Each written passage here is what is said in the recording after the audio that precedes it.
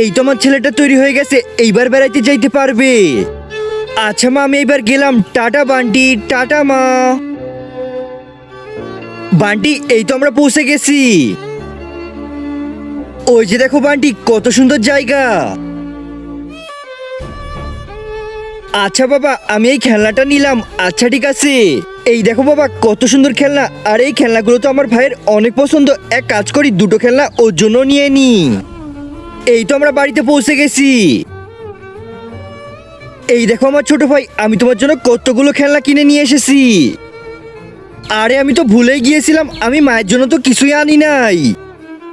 আরে কি, একজন মা কতটা আপন হয়, যাদের মা নাই তাদেরকে জিজ্ঞেস করো।